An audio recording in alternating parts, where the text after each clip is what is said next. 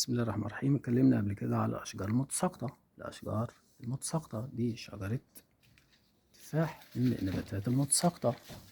خلاص، من الأشجار المتساقطة. التفاح ممكن ما يسقطش ورقه خلال الشتاء، خاصة لما يكون الشتاء دافي، يعني الشتاء مفيهوش برودة شديدة. طب الورق ده لازم نسقطه، لازم الفروع دي نسقط الورق عليها عشان النبات يدخل في طور سكون ويظهر عندي كويس. نسقطها بإيه؟ بسلفات الزنك. نسقطها بسلفات الزنك، معلقة أكل من سلفات الزنك على 5 لتر مية.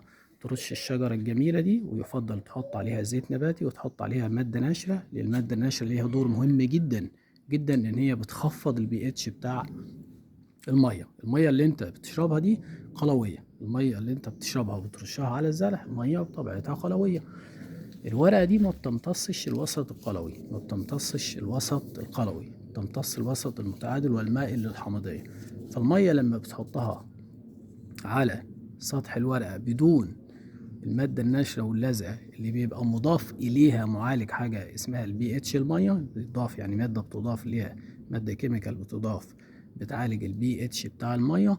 بيحصل حاجة اسمها توتر سطحي. توتر سطحي يعني تلاقي المية النبات ما يستجيبش ويمتص المحلول اللي انت بترشه. يبقى لما نيجي نرش فلتر أو حشري أو مغذي، يبقى يفضل إن أنا أحط معالج المية أو معالج بي اتش المية أو المادة الناشئة، وليها مسميات كتيرة.